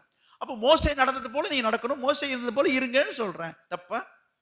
அப்போ மோசே என்ன செய்தார் சொல்லுங்க? விடியற் காலையிலே ஆயத்தமாகிறாரு, தேவ சமூகத்தை போய் நிற்கிறாரு. அது மட்டுமா? சும்மா சாதாரணமாக நிற்கலைங்க. எத்தனை நாள்? 40 நாளுங்க. ஒரு 4 நாள் உபவாசம் இருக்க முடியுதான்? 4 மணி வரைக்கும் வைக்கிறதுக்கு அன்றைக்கெல்லாம் எழுதிட்டாங்க. ஒரு உபவாச ஜெபம் வச்சோம் பொங்கல் லீவில். காலையிலேருந்து நிறைய பேருக்கு நல்லா இருந்துட்டு சொன்னாங்க, நிறைய பேருக்கு பிரயோஜனமாக இருந்தது, அது வேறு விஷயம். அதுக்கு அழுத்துக்கிறாங்க. இதெல்லாம் ஒரு பயிற்சிங்க, உங்களுக்கு ஒரு ட்ரைனிங். நம்ம சபையில் கொடுக்குறத பயன்படுத்திக்கணும். உங்களால் தானாலாம் இருக்க மாட்டேங்க. நீங்கள் இந்த மாதிரி ஒரு சந்தர்ப்பத்திலையாவது உங்களை பழக்கி கொள்ளுங்கன்னு சொல்ல வரோம். பழகணும். நம்ம ஒரு வேளை உபவாசம் போட்டு வந்து இருக்க மாட்டாங்க. ஒரு தீர்மானம் செய்யுங்க. இப்போ இப்படி படிச்சிட்டோம், கேட்டுட்டோம், ஒரு மனசுக்குள்ளே தீர்மானிச்சுங்க. அப்படியேப்பா மோசே போல இல்லைன்னாலும் பரவாயில்ல, அவர் 40 நாள் இருந்தாருமே, அதை நம்ம என்ன செய்ய போகிறோம்? ஒரு நாளைக்கு ஒரு வேளை, ஒரு நாள் முழுசாக சொல்ல, ஒரு நாள்னா 3 வேளையும் சாப்பிடாம இருக்கணும். இருங்க, இருந்தால் நல்லது. அட இருக்க முடியலைங்க, முதல்ல 1லேருந்து ஆரம்பிப்போம். நான் சொல்கிறேன், முதல்ல ஒரு வேளை இருங்க, அப்புறம் 2 வேலையாக மாற்றுங்க, அப்புறமா 3 வேலைக்கு வாங்க. திடீர்னு நான் உங்களை 40 நாள் இருக்குன்னு நான் சொல்ல வரல. புரியுதா? இப்படி நீங்கள் செய்து பாருங்க, செய்ய திட்டமிடுங்க, தீர்மானிங்க. கர்த்தர் என்ன சொல்லுவார்? உன்னோட கூட இருந்து நான் செய்ய போகிற காரியம் பயங்கரமாக இருக்கும், பயங்கரமாக இருக்கும். அதுதான் நான் கடைசியாக சொல்லி நான் முடிக்கிறேன். மோசே கர்த்தரோடு இருந்தான். கர்த்தர் மோசேயோடு கூட இருந்தார். சங்கீதக்காரன் தாவீது சொல்கிறாரு, கர்த்தரை வாசிக்க வேண்டாம், சங்கீதம் 16:8 இருக்குது, கர்த்தரை எப்பொழுதும் எனக்கு முன்பாக நான் வைத்திருக்கிறேன், அவர் என் வலது பாரிசத்தில் வீற்று இருக்கிறபடியினால் நான் அசைக்கப்பேன். உங்கள் வாழ்க்கையிலே கர்த்தர் எப்பொழுதும் உங்களுக்கு முன்பாக இருக்கிறாரா? உங்களோடு இருக்கிறாரா? நீங்கள் அவரோடு இருந்தீங்கன்னா அவர் உங்களோடு இருப்பார். அவர் உங்களோடு இருக்கத்தான் விரும்புகிறாரு. நாம தான் அவரை விட்டு விலகி போயிட்டு இருக்கிறோம். ஆமாம், அநேக சமயங்களிலே அவரோட சமூகத்தை தேடாமல், நாடாமல், வேதம் வாசிக்காமல், அவரோட பாதத்தில் போய் உட்காராமல், அவரோட குரலை கேட்காம, அவரோட பேசாமல் இருக்கும்போது எவ்வளோ நாள் தான் உங்களை சுற்றிகிட்டே இருப்பார் அவர்? நீங்கள் தான் சொல்லுங்களேன். இப்போ கர்த்தர் கூட இருக்கிறாருன்னா கர்த்தர் கூட நம்ம இருக்கணுமே. இன்னைக்கு நிறைய பேர் கர்த்தர் கூட இருக்கிறத விட கர்த்தர் தான் கூட இருக்கிறத தான் ரொம்ப அதிகமாக எதிர்பார்க்குறாங்க. அதாவது என்னன்னா, இவங்க இஷ்டத்துக்கு இவங்க இஷ்டம் போல் வாழ்வாங்க, இஷ்டம் போல் போவாங்க, இஷ்டம் போல் செய்வாங்க, இஷ்டப்படி நடப்பாங்க. கர்த்தர் இவங்க கூடவே வரணுங்க. யாருங்க வருவாங்க? நான் கேட்குறேன், முதல்ல உங்கள் வீட்டில் உள்ளவங்க வருவாங்களே, கொஞ்சம் யோசித்து பாருங்க. முதல்ல நான் சொல்கிறது இன்னும் புரியல உங்களுக்கு. நான் ஒரு ஒரு ஒரு உதாரணத்துக்கு சொல்கிறேன். ஒன்றும் வேணாம், உங்கள் புருஷன் மனைவி வச்சு பேசுவோம். ஒரு புருஷன் ஒரு மனைவி, வேறு உறவெல்லாம் அப்புறம்தான். 2 பேரும் சேர்ந்து காலையிலேருந்து என்ன பண்ணுறோம்? எங்கேயோ ஒரு புறப்பட்டு போகிறோங்க. நல்லா கவனிச்சுட்டு வாங்க. புறப்பட்டு போகிறோம், பஸ்ஸில் தான் போகிறோம், சேர்ந்து தான் போகிறீங்க. வாயை திறக்கலை, என்னங்கலை, ஏதுங்கலை, யார்கிட்ட? கூட வர மனைவிட்டு தாங்க. என்னன்னு பேசலை, ஒரு டீ தண்ணி வாங்கி கொடுக்கல, சாப்பிட்டியான்னு கேட்கறது கிடையாது, சாப்பாடு வேணுமான்னு கேட்கறது கிடையாது. நல்லா கவனிங்க. இவர் பாட்டு போவார், அங்கே நிற்பார், பஸ்ஸை விட்டு இறங்குவார், இவர் பாட்டு அங்கே கடைக்கு போவார், ஏதாவது வாங்குவார். இந்த அம்மா கூடவே வந்து என்னது, எதுக்கியா நான் அவங்க கூட வரணுன்னு ஒரு கேள்வி கேட்கணுமா? கேட்காது. ஒரு மனுஷன் என்ன செய்யலை, ஒரு வார்த்தை பேசலை, உனக்கு என்ன வேணும்னு கேட்கல, ஏதாவது வேணுமான்னு கேட்டு ஒன்று வாங்கி கொடுக்கல, சாப்பிட்டியான்னு கேட்கல, சாப்பிடுன்னு சொல்லலை, இவர் பாட்டு போய் சாப்பிட்றாரு. கவனி, ஒரு நான் பேசுகிறது கற்பனை தான். இவர் பாட்டு போய் சாப்பிட்றாரு, நான் பாட்டு போய் நிற்கிறேன். அப்புறம் வந்தவர் வா அப்படின்னு கூப்பிட்டுட்டு போகிறாரு. நான் என்ன இது யோசிச்சு பாருங்கள். இப்படி நினைப்பாங்களா இல்லையா? நான் மனைவி மட்டும் இல்லைங்க, நீ யாராக தான் இருக்கட்டும். அப்போ வந்தவங்க நம்ம கூட இருக்கணும்னா என்ன செய்யணும்? யாராக இருந்தாலும் அவங்கள தக்க வைக்கிறதுக்கு என்ன வேணும், ஏது வேணும், சாப்பாடு வேணும்னா கூட இதை வாங்கணுமா, அது சாப்பிட்றேன்னாக்கா அவங்களுக்கு என்ன என்ன என்ன என்ன வரும்? நம்ம கூட இருக்கணும்னு என்ன வரும், நம்ம கூட வரணும்னு என்ன வரும், உங்கள் கூட இருக்கணும்னு ஆசைப்படுவாங்க. அதான் யோசிச்சு பாருங்க. ஒரு வார்த்தை பேசுறது கிடையாது, நீ பாட்டு ஃபோனை வச்சுட்டு பேசிட்டு உட்காந்துருக்க வேண்டியது. இது உட்காந்து வாயை பார்த்துட்டே உட்காந்துருக்கோம். இருந்து பார்த்துடுச்சு, இந்த மனுஷன் கூட நம்ம ஏன்ட்டு நம்ம வேலையை பார்ப்போம். என்னமோ கூப்பிட்டாருன்ட்டு நான் வந்தேன் என் காலையில். என்னது, காலையிலேருந்து சாயந்தரம் வரைக்கும் பஸ்ஸு ஏறுறாரு, இறங்குறாரு, ஹோட்டலில் போகிறாரு, சாப்பிட்றாரு, டீ சாப்பிட்றாரு, வடை சாப்பிட்றாரு. ஒரு மனுஷன் என்னங்கல ஏதுங்கல, இவருக்கு துணைக்கு மட்டும் நான் வரணுமா? என்னய்யா அப்படி ஒரு வெறுப்பு வருது பாருங்க. ஒரு மனுஷனுக்கே இந்த எண்ணம் இருக்குது. அதே போல் நான் என்ன சொல்ல வரேன்னா, கர்த்தர் கூட இருக்க கர்த்தர் கூட தான் வராருங்க. அவர்கிட்ட ஒரு வார்த்தை பேசுறது கிடையாது. நான் சொல்கிறது ஜெபம் பண்ணுறது கிடையாது. அவரோட வார்த்தையை நம்ம கேட்கறது கிடையாது. ஒரு பைபிளை திறந்து ஒரு பக்கம் படிக்கிறது கிடையாது. அவரோட பாதத்தில் போய் உட்கார்றது கிடையாது. அவர் சொல்கிறத காது கொடுத்து கேட்கறது கிடையாது. கர்த்தர் பேசுகிறாரா இல்லையா? கர்த்தர் என்ன பேசுகிறாருன்னு அவர் பார்த்துட்டு உட்கார்ந்து தானே. மோசே போய் தேவ சமூகத்தில் உட்கார்ந்தனால கர்த்தரோட பேசுறது நம்ம பார்க்குறோம். இதுக்கெல்லாம் நேரம் இல்லைங்க, அதுக்கெல்லாம் நேரம் கிடையாதுங்க. இப்படி நேரம் இல்லை நேரம் இல்லை நேரம் இல்லைன்னு சொல்லி அவரை ஒதுக்கும் பொழுது அவரும் உங்களை ஓரம் கட்டி ஒதுக்கிட்டு வேலையை பார்த்துட்டு வேற ஆளை பார்த்துட்டு போயிட்டே இருப்பார். உங்களை வந்து பின்னாடியே வாழை பிடிச்சி தொங்கிட்டு உங்க பின்னாடியே வந்துட்டு பாரு நினைக்கிறாங்க சில பேர். ஆண்டவர் என் கூட இருப்பார். ஆண்டவர் உங்கள் கூட இருக்க இஷ்டம். ஆண்டவர் உங்கள் கூட இருக்கிறதுக்கு தான் ரொம்ப பிரியப்படுறாரு. நீங்கள் அவரை வச்சுக்கிறதுலையும் நடத்துறதுலையும் நடந்துக்கிற விதத்தில் தான் இருக்குது.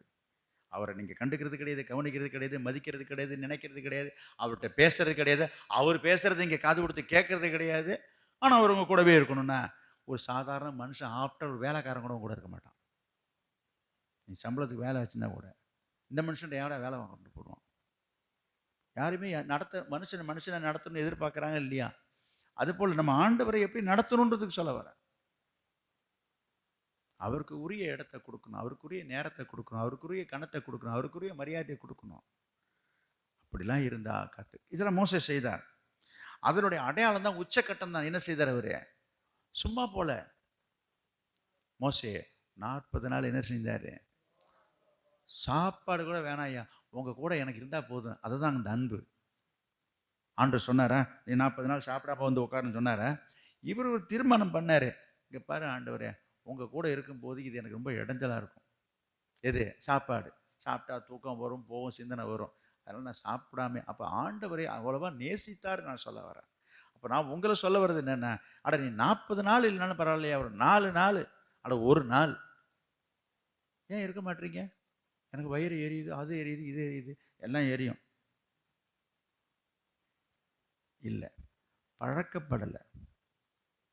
மருத்துவ ரீதியாக சொல்கிறாங்க, டாக்டர்ஸ் சொல்கிறாங்களே தவிர வேலைக்கு சாப்பிட்ணும் அதே டாக்டர்ஸ் தான் சொல்கிறாங்க. இந்த குடலுக்கும் வயிற்றுக்கும் வாரத்தில் ஒரு நாள் ஓய்வு கொடுங்கன்றாங்க. நீ எந்த டாக்டர்னு கேட்டு பாருங்கள், தெரியுதா? எப்போ பார்த்தாலும் உள்ளே போட்டுக்கிட்டே உட்காந்தா அது மிஷின் தான். இது அது வேலை செய்யுது தான், இல்லைன்னு சொல்லல. அதுக்கு ரெஸ்ட்டு கொடுக்கணுமா இல்லையா? சர்வீஸ் பண்ணுற மாதிரி. அதே போல் தாங்க. அதான் இந்த உபவாசம் என்பது, அதுக்கு உடலுக்கு ஒரு ஓய்வு கொடுக்குறோம். அது சில பேருக்கு புரியுதில்லை. என்னால் இருக்க முடியாது. நீ பழகலை.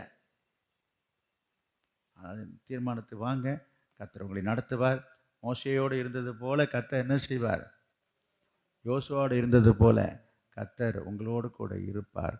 நீங்கள் கர்த்தரோடு இருந்தால் கர்த்தர் உங்கள் வாழ்க்கையிலே இருந்து செய்ய போகிற காரியம் பயங்கரமாக இருக்கும். ஜெபம் பண்ணுவோம், வாங்க ஜெபிப்போம்.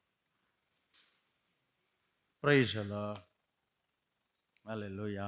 ஸ்தோத்திரம், ஸ்தோத்திரம் ஆண்டவரே. நீங்கள் ஜெபிங்க எல்லாரும் ஒரு நிமிஷம், ஒரே ஒரு நிமிஷம் முழங்கால் போட்டு, ஆண்டவரே ஒரு நல்ல வார்த்தை தந்தீங்க, அது எனக்கு ரொம்ப மனசுக்கு திடமாக இருக்குது, தைரியமாக இருக்குது, ஆறுதலாக இருக்குது, சந்தோஷமாக தான் இருக்குது. ஆண்டவரே, நீங்கள் மோசையோடு இருந்தது போல் என்னோட காலம் இருங்கப்பா. மோசையை பார்த்து சொன்னது போல் இன்றைக்கு என்னை பார்த்து சொல்லியிருக்கீங்க. பயங்கரமான காரியத்தை செய்கிறதா சொல்லியிருக்கீங்க. அதுபடி செய்யுங்க ஆண்டவரே. அதே போல் என் வாழ்க்கையில் நடக்கணும், குடும்பத்தில் நடக்கணும். என்னை கொண்டு நீ செய்ய போவதற்காக உமக்கு நன்றி. நான் சொல்கிறதெல்லாம் கேட்டு நீங்கள் சொல்லி ஜெபம் பண்ணுங்க. ஆண்டவர், மோசையை போல் நானும் உம்மோடு இருக்க நான் ஆசைப்படுகிறேன். உபவாசத்தில் உண்மை தேடுவேன், வேத வசனத்தின் மூலமாக உண்மை தேடுவேன், ஜெபத்தில் உண்மை தேடுவேன், உங்களுடைய பாதத்தில் நான் அமர்ந்திருப்பேன், விடியற் காலத்தில் நான் ஆயத்தமாவேன். மோசையை போல் நான் வாழ விரும்புகிறேன். எனக்கு அந்த கிருபை வேணும். நீங்கள் என்னை விட்டு போயிடாதீங்க. மோசையோடு இருந்தது போல், யோசுவோடு இருந்தது போல் எங்கள் கூட இருங்கப்பா. என்னோட கூட இருங்க, என் குடும்பத்தோடு இருங்க. இன்றைக்கு இந்த நாளிலே என் குடும்ப வாழ்க்கையிலே பொருளாதார ரீதியாக குடும்பத்தின் தேவையெல்லாம் சந்திப்பேன்னு சொல்லியிருக்கீங்க, திருப்திப்படுத்துதா சொல்லியிருக்கீங்க. அப்படியே செய்யுங்கப்பா. இப்படி நீங்கள் நான் சொன்னாலும் நான் சொல்லிக் கொடுக்கறதெல்லாம் நீங்கள் ஞாபகப்படுத்தி ஒவ்வொன்றா சொல்லி நீங்கள் ஜெபிக்க தான் இதெல்லாம் சொல்லிட்டு வரேன். Praise the Lord. அல்லேலூயா. தீராத தாகம், ஆவிக்குரிய தாகம், ஆன்மீக தாகம், ஆத்ம தாகம். ஆமாண்டவரே, என்னை சுற்றியுள்ள இன்னும் ரட்சிக்கப்படலை, கல் மனசாக இருக்கிறாங்க. என்ன வசனம் சொன்னாலும் கேட்க மாட்டுறாங்க, அசைஞ்சு கொடுக்க மாட்டுறாங்க. அவங்க ரட்சிக்கப்படணும், மனம் திரும்பணும், குடிப்பழக்கத்திலேருந்து மாறணும். இந்த கடினமான இந்த கல் நெஞ்சம் கொண்டவர்களை உள்ளம்மா உடையணும். அங்கேருந்து ஜீவ தண்ணீர் புறப்பட்டு வரணும். ஆமாண்டவரே, அப்படி செய்யுங்கப்பா. என்னை கொண்டு செய்வேன்னு சொல்லியிருக்கீங்க. உமக்கு நான் ஊழியம் செய்வேன். ஊழியத்தில் அற்புத அடையாளம் நடக்குன்னு சொன்னீங்க. பெரிய அடையாளம் செய்ய போகிறதா சொல்கிறீங்க. வியாதியஸ்தரெல்லாம் குணமாகணும். நான் போய் பார்த்து ஜெபிக்கும் பொழுது, ஆண்டவரே எனக்கு அந்த கிருபையை தாரும், வாஞ்சியை தாரும். அதற்காக நான் நேரத்தை ஒதுக்கி முடிய ஊழியத்தை நான் செய்வேன். எனக்கு கிருபை தாங்க. நான் சொல்கிறதெல்லாம் சொல்லி கேட்டு ஜெபம் பண்ணுங்கன்னு சொல்கிறேன். அல்லேலூயா, அல்லேலூயா. என்னை நிந்திக்கிறவங்களுக்காக யுத்தம் பண்ணுன்னு சொல்கிறீங்கப்பா. அது என் மனசுக்கு ரொம்ப ஆறுதலாக இருக்கிறது ஐயா. நீர் எங்களுக்கு நியாயம் விசாரிங்க, எனக்கு நீதியை சரி கட்டுகிற தேவன் அல்லவா, நீங்கள் அப்படி செய்வதற்காக நமக்கு நன்றி. அப்படி சொல்லி எல்லாரும் ஜெபம் பண்ணுங்க, எல்லாரும் ஜெபிங்க. அல்லேலூயா, அல்லேலூயா. Praise the Lord, praise the Lord. ஸ்தோத்திரம் ஆண்டவரே, உமக்கு ஸ்தோத்திரம். அல்லேலூயா, ஸ்தோத்திரம், ஸ்தோத்திரம், ஸ்தோத்திரம், ஸ்தோத்திரம். இயேசுவே உமக்கு ஸ்தோத்திரம். தீபாலாதார சந்தனமராதியா கரபர. ஜீசஸ், அல்லேலூயா. ஸ்தோத்திரம் ஆண்டவரே, உமக்கு ஸ்தோத்திரம். அல்லேலூயா. எத்தனை பேர் இந்த வாக்கு தத்துவம் உங்கள் வாழ்க்கையில் பலிக்கணும், இது நடக்கணும், இது நிறைவேறணும், அதன்படி எனக்கும் ஆண்டவர் செய்யணும்னு விருப்பம் உள்ளவங்க உங்கள் வலது கரத்தை ஆண்டவருக்கு நேராக உயர்த்தி கர்த்தர்ட்ட சொல்லுங்க, ஒரு உடன்படிக்கை செய்யுங்க, ஒப்பந்தம் பண்ணுங்க, உங்களை ஒப்பு கொடுங்க. கர்த்தர் மோசையோடு உடன்படிக்கை பண்ணினதாக நாம் எழுதப்பட்டிருக்குது. கர்த்தர் இன்றைக்கு உங்களோட ஒரு உடன்படிக்கை பண்ண போகிறார். கர்த்தர் உங்களோட ஒரு உடன்படிக்கை செய்ய போகிறார். அல்லேலூயா. இங்கே உங்களை ஒப்பு கொடுத்து நீங்கள் ஜெபம் பண்ணுங்க. உங்கள் கரங்களை உயர்த்தி கர்த்தர்ட்ட சொல்லுங்க. அல்லேலூயா, அல்லேலூயா. Praise the Lord, praise the Lord. ஸ்தோத்திரம், ஸ்தோத்திரம், ஸ்தோத்திரம், ஸ்தோத்திரம், ஸ்தோத்திரம். அல்லேலூயா. ஸ்தோத்திரம் ஆண்டவரே, உமக்கு ஸ்தோத்திரம். Praise the Lord, praise the Lord, praise the Lord. அல்லேலூயா. இயேசுவே உமக்கு ஸ்தோத்திரம். ஸ்தோத்திரம் ஆண்டவரே. அப்பா உமக்கு ஸ்தோத்திரம்.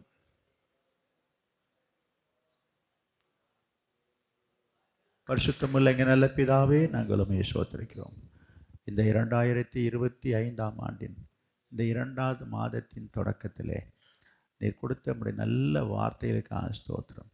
இந்த வாக்குத்தத்த வார்த்தைக்காக நன்றி செலுத்துகிறோம். இந்த சபையின் மீது, சபை மக்கள் மீதும் நீர் வைத்திருக்கிற இந்த அன்புக்காக நன்றி. அப்பா உமக்கு ஸ்தோத்திரம். கர்த்தர்களை ஆசீர்வதிப்பீராக. இன்றைக்கு உங்களுடைய வார்த்தை வசனத்தை கேட்டு தங்களை தாழ்த்தி ஒப்பு கொடுத்து தீர்மானித்த உங்களுடைய பிள்ளைகளோடு ஒரு உடன்படிக்கை செய்வீராக. இந்த வார்த்தையை, இந்த வசனத்தை ஆண்டவரே உமக்கு ஸ்தோத்திரம். ஆங்காங்கே அந்த ஆன்லைன் மூலமாகவும் கேட்டுக்கொண்டிருக்கிற, பார்த்து கொண்டிருக்கிற உங்களுடைய பிள்ளைகளோடும் கர்த்தர் ஒரு உடன்படிக்கை செய்வீராக. கர்த்தருடைய வாழ்க்கையிலும் மோசையோடு கூட இருந்தது போல இருந்து அவரை நடத்துவீராக, நடப்பிப்பீராக. அவர் வாழ்க்கையிலும் குடும்பத்திலேயும் கர்த்தாவே பெரிய காரியங்களை செய்வீராக, பயங்கரமான காரியங்களை செய்வீராக, அற்புத அடையாளங்கள் செய்யலாம். ஜனத்தின் நடுவிலே ஒரு பெரிய காரியத்தை செய்து நாமத்தை மகிமைப்படுத்துங்கப்பா. நமக்கு ஸ்தோத்திரம். உலக பிரகாரமான ஆசீர்வாதத்தை, குடும்பத்தின் ஆசீர்வாதத்தை உங்களுடைய பிள்ளைகளுக்கு தாங்கப்பா. ஆவிக்குரிய ஆசீர்வாதங்களை தாருங்கப்பா. உங்களுடைய சத்தியத்தை சொல்லவும், உங்களுடைய சுவிசேஷத்தை அறிவிக்கவும், உங்களுடைய ஊழியத்தை செய்யவும் கர்த்தர் தாமே நீர் அவர்களை பயன்படுத்தும்படியாக ஜெபிக்கிறோம். அவர்களோடு கூட இருந்து பெரிய காரியங்களை நடப்பிப்பீராக. மோசையை போல உங்களுடைய சமூகத்திலே காத்திருக்கவும், ஜெபிக்கவும், உண்மை நாடவும், தேடவும், உங்களுடைய பாதத்தில் அமர்ந்திருக்கவும் உங்களுடைய பிள்ளைகளுக்கு கிருபை தாங்கப்பா. அந்த சபையில் உள்ள அனைவருக்கும் இந்த கிருபையை தாரும். நீர் ஆசீர்வதியும். இயேசுவின் நாமத்தில் பிதாவே, ஆமென். ஆத்துமாவே கர்த்தரை ஸ்தோத்திரி. முழுவதுமே அவருடைய பரிசுத்த நாமத்தை ஸ்தோத்திரி. என் ஆத்துமாவே கர்த்தரை ஸ்தோத்திரி. கர்த்தர் செய்த சகல உபகாரங்களை மறவாதே. ஆமென். Praise the Lord.